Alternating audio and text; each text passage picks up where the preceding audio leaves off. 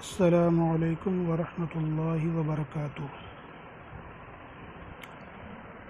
نور الانوار کا درس سماعت کریں۔ بسم اللہ الرحمن الرحیم۔ الحمد للہ الذی جعل اصول الفقہ مبنا للشرائع والاحکام واساسا لعلم الحلال والحرام وسيرها موثقة بالبراهين والدلائل وموشحة بالحلي والشمائل والصلاة والسلام على سيدنا محمد الذي أجرى هذه الرسوم إلى يوم الدين وأيد العلماء بالأيدي المتين ورفع درجاتهم في أعلى عليين وشهد لهم بالفلاح واليقين وعلى آله وأصحابه الهادين المهتدين وتابعيهم وتبعهم من الأئمة المجتهدين۔ ترجمہ سماعت کریں۔ تمام تعریفیں ثابت ہیں اس اللہ کے لیے کہ جس نے فن اصول فقہ کو شرائع اور احکام کے لیے بنیاد بنایا اور حلال اور حرام کے علم کے لیے اساس بنایا،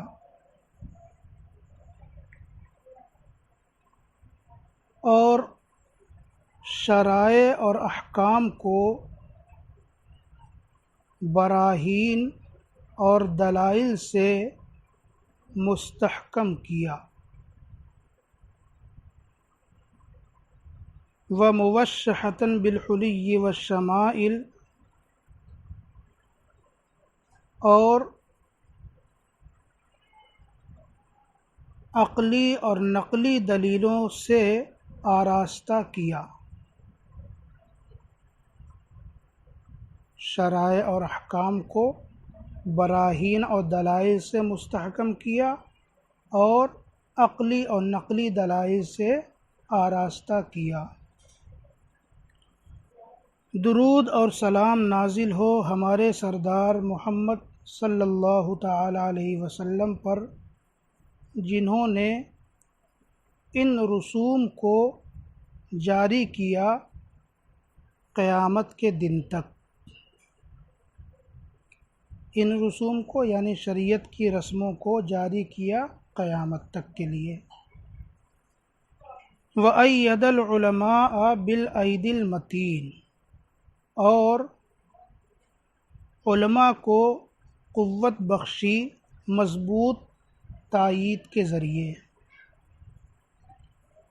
وَرَفَعَ دَرَجَاتِهِمْ فِي أَعْلَى عِلِّيِّينَ، اور ان کے درجات کو بلند کیا اعلیٰ علیین میں۔ وَشَهِدَ لَهُمْ بِالْفَلَاحِ وَالْيَقِينِ، اور ان کے لیے فلاح اور یقین کی شہادت دی، علماء کے لیے فلاح اور یقین کی شہادت دی۔ وَعَلَىٰ آلِهِ وَأَصْحَابِهِ، اور درود نازل ہو رسول پاک کی آل پر، ان کے اصحاب پر، الہادی، جو ہدایت دینے والے ہیں، المہتدین، اور خود ہدایت یافتہ ہیں، وتابعیہم، اور ان کے تابعین پر، وتبعہم، اور تبع تابعین پر، من الائمۃ المجتہدین، جو ائمہ مجتہدین میں سے ہیں، ان سب پر درود نازل ہو۔ تفصیل دیکھیے۔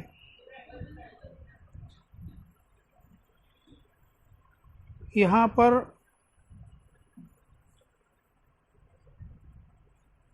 ایک لفظ آیا شرائع. شرائع یہ شریعت کی جمع ہے، اور شریعت اس محبوب طریقے کو، اس محبوب راستے کو کہا جاتا ہے جس کو اللہ تبارک و تعالی نے مقرر فرمایا ہے. مگر یہاں پر شرائع سے مراد ہے عقائد. جو عقائد اللہ تعالیٰ نے مقرر فرمائے وہ عقائد یہاں پر مراد ہیں. دوسرا لفظ ایک آیا ہے احکام. احکام یہ حکم کی جمع ہے.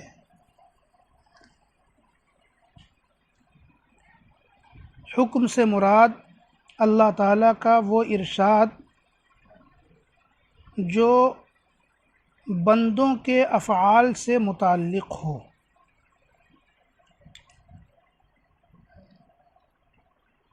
اور کبھی اللہ تعالیٰ کے ارشاد سے جو چیز ثابت ہو اس پر بھی حکم کا لفظ بولا جاتا ہے. مثلا فلاں چیز واجب ہے، فلاں چیز حرام ہے، تو یہ اللہ کے ارشاد سے ثابت ہوتا ہے، یہ بھی حکم ہے.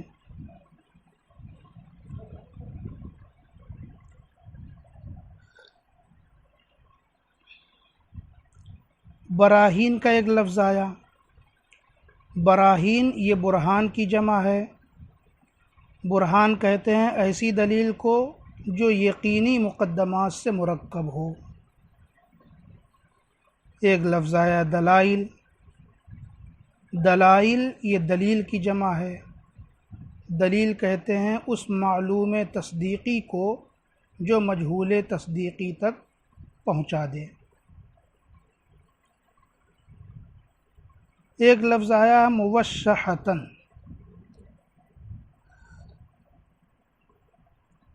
موشحتاً اس کا معنی آراستہ کیا ہوا، سجایا ہوا، سنوارا ہوا. اور حلی یہ حلیہ کی جمع ہے. تو موشحتاً بالحلی. پھر اس کے بعد ایک لفظ ہے شمائل. اس سے مراد عادتیں، خصلتیں. اس کا معنی ہے عادتیں، خصلتیں. مگر یہاں پر حلیے سے مراد ہے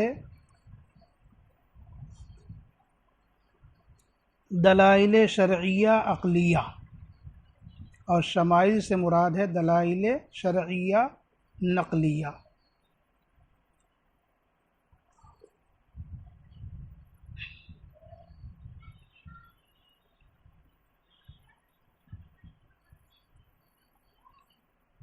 دیکھیے وَمُوَشَّحَةً بِالْحُلِيِّ وَالشَّمَائِلِ کہ ان احکام کو دلائل شرعیہ، عقلیہ اور نقلیہ سے آراستہ بنایا. شرائع اور احکام کو. اور درود نازل ہو، سلام نازل ہو ہمارے سردار محمد صلی اللہ تعالی علیہ وسلم پر، جنہوں نے ان رسموں کو یعنی شریعت کی رسوم کو قیامت تک کے لیے جاری فرمایا، اور علماء کی تائید فرمائی مضبوط قوت کے ذریعے، ان کے درجات کو بلند کیا، ان کے لیے ایمان اور فلاح کی گواہی دی. اور درود نازل ہو رسول پاک کی آل پر. آل سے کون مراد ہیں؟ آل سے مراد رسول پاک کے ازواج اور حضرت علی، فاطمۃ الزہرا، حسنین کریمین رضی اللہ تعالی عنہم، یہ سب. اور ایک قول یہ بھی ہے کہ آل سے مراد ہر مومن متقی ہے. اور درود نازل ہو اصحاب پر. اصحاب یہ صحابی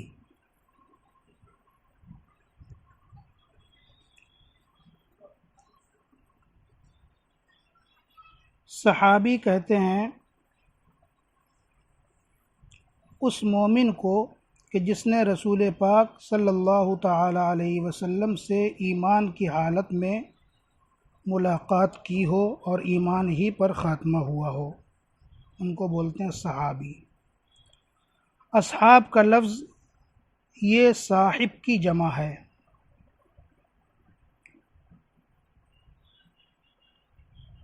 اور یا پھر یہ جمع ہے صحب کی۔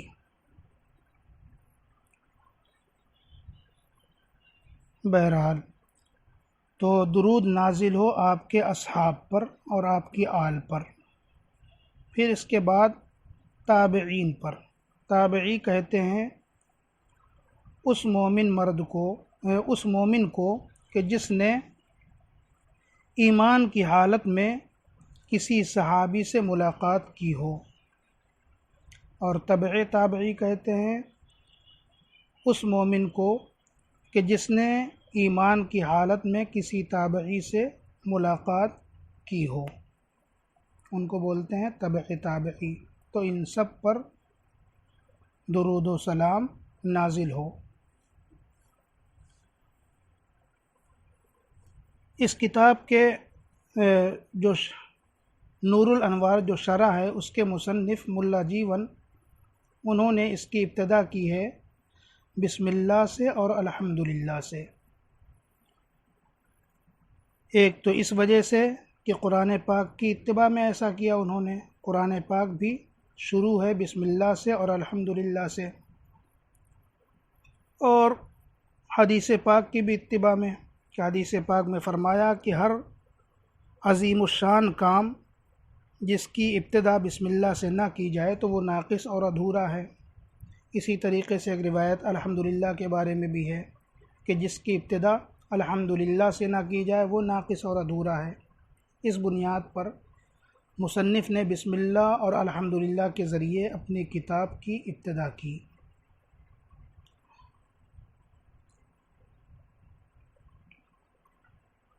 بس آگے سے انشاءاللہ اس کے بعد کل